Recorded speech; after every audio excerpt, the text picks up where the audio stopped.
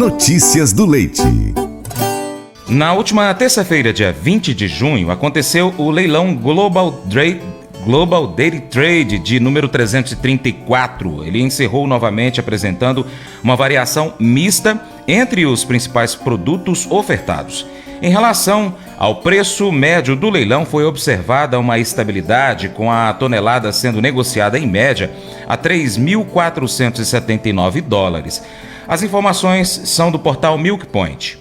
Sobre as principais categorias negociadas, após o leite em pó integral ter apresentado uma queda no evento anterior de 3%, desta vez se manteve em estabilidade, sendo negociado na média de $3.172 a tonelada.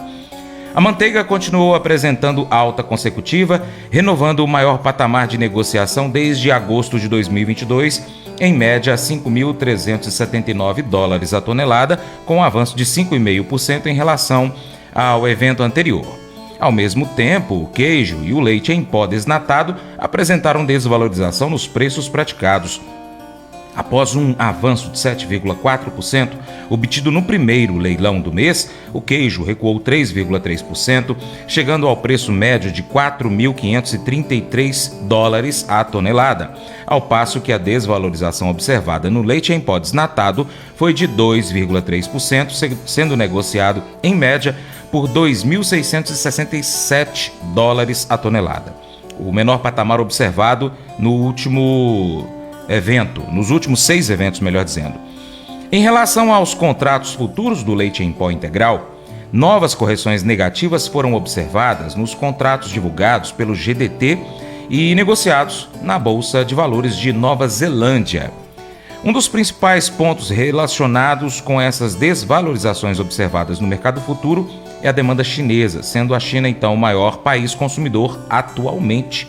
A China, assim como diversos outros países, possui como meta política a autossuficiência na produção de alimentos e nos últimos 2 anos a produção de leite evoluiu de forma mais intensa, mostrando que existe, de fato, incentivos para tal.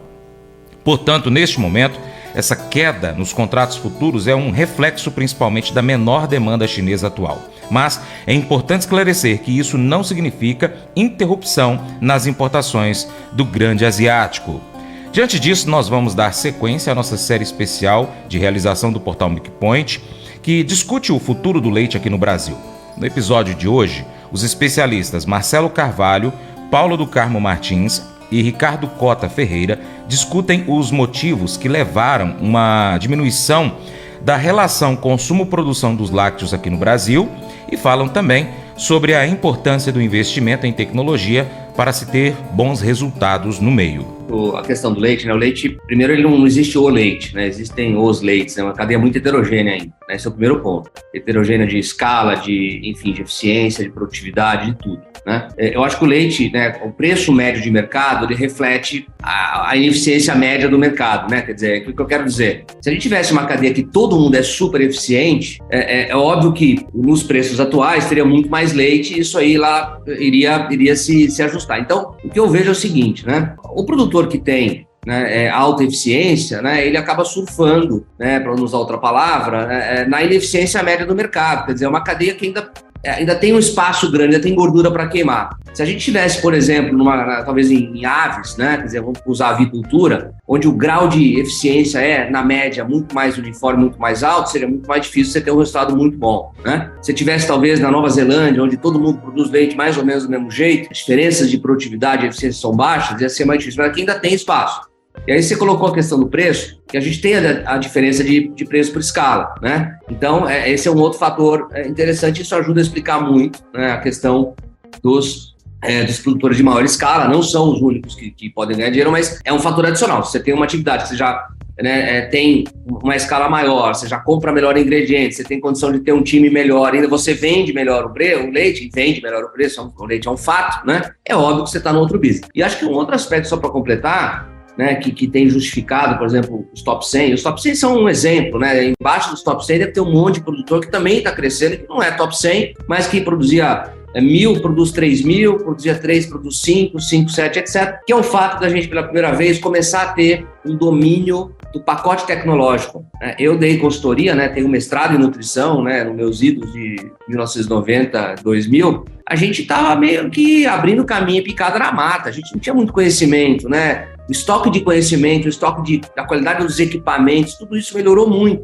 Então, hoje, eu ouso dizer que assim, o problema técnico ele está dominado do ponto de vista de aplicação de tecnologia, de resultado, etc. Tem muito a ver com o comfort, mas essa é a grande mudança. O pacote tecnológico ele está em grande parte dominado, coisa que não estava. Então, se você pegar essa situação, quer dizer, um mercado que na média tem uma ineficiência, então quem é bom consegue surfar, atrelado a essa diferença de preço, de uma commodity que não é commodity, aliado a um pacote tecnológico que está mais dominado, faz com que quem esteja na atividade do lado certo vai ganhar e, de fato, como acho que o Ricardo comentou, isso não está compensando totalmente a dificuldade dos que não estão, Quer dizer, se você está no lugar errado, se você tem pouca escala, ou que não tem uma estrutura de apoio, às vezes uma cooperativa no sul que ajuda muito, etc. Então, se você estiver do lado certo ali, você tem condição de crescer e ganhar dinheiro, vai sofrer nos momentos piores, mas, no geral, a atividade é competitiva, essa é a minha visão. Eu concordo plenamente com você, Marcelo. Eu acho que o compost é um fator preponderante aí nessa formação desse pacote tecnológico moderno atual. Ele, por si só, exige uma escalabilidade diferenciada daquilo que tínhamos até então. Eu citaria aqui, nessa questão, até uma matéria de uma entrevista que saiu no jornal aqui em Minas Gerais, com o Makoto Sekita, semana passada. Aí perguntaram para ele, a jornalista perguntou para ele, com esse montante de leite que você produz aí, você não pensa em fazer um laticínio, em vender leite, derivados lácteos e tudo mais no mercado? Ele falou assim, olha, eu demorei muito para dominar a tecnologia que eu tenho hoje.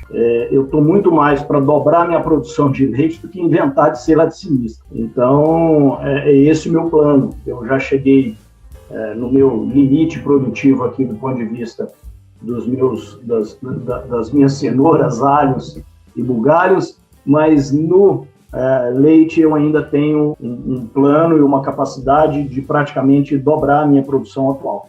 Então isso me deixou assim, ficou muito claro e corroborou com tudo que de fato eu imagino, para ele ali, obviamente ele tem a vivência e os calos na mão ali não são poucos do tanto que ele apanhou para chegar até onde chegou. Então agora que ele tem um domínio de uma tecnologia, de uma situação e tudo mais, é muito mais fácil ele crescer naquilo que ele já domina do que inventar, ingressar numa outra seara não tão dominada e conhecida por ele. Então, acho que isso reflete um pouco aí dessa nossa visão e corrobora com o que a gente está conversando aqui. Mas eu vou dizer uma coisa pra você, viu? Se quiser colocar propaganda sua aqui nesse programa, eu vou dizer um negócio, você vai ter um resultado bom demais, senhor. Isso mesmo, é facinho, senhor. Você pode entrar em contato com os meninos ligando o telefone deles, é o 38, é o 991810123, bem fácil. É muito bom porque aí a sua empresa vai sair dentro de um programa que é ligado aí ao homem para a mulher do campo. É nós que vai estar assistindo e também vai ver sua propaganda. É bom ou não é, só? Você pode ser parceiro do Paracatu Rural de várias maneiras. Uma delas é acompanhando o nosso conteúdo em nossas redes sociais. Paracatu Rural está no YouTube, Instagram, Facebook, Twitter, Telegram, Getter, também Spotify, Deezer, TuneIn, iTunes, SoundCloud, Google Podcast, vários aplicativos de podcast. Tem o nosso site também, paracaturural.com. Lá você pode cadastrar seu e-mail. Ainda você pode curtir, comentar, compartilhar, salvar as publicações, marcar os amigos, comentar os vídeos, usar a hashtag Paracatu Rural, marcar o Instagram e as outras plataformas do Paracatu Rural. Se você puder, seja apoiador financeiro, qualquer valor via Pix. Entre em contato conosco e saiba. E também você pode anunciar a sua empresa, o seu serviço, o seu produto no nosso programa, no nosso site e nas redes sociais. Precisamos de você para a gente continuar trazendo aqui as notícias, as informações do agronegócio brasileiro e internacional. Grande abraço a todos que nos acompanham nas nossas mídias online, pela TV e pelo rádio. Seu Paracatu Rural fica por aqui. Muito obrigado pela sua atenção. Você planta e cuida, Deus dará o crescimento, creia nisso. Até o próximo encontro, Deus te abençoe. Tchau, tchau.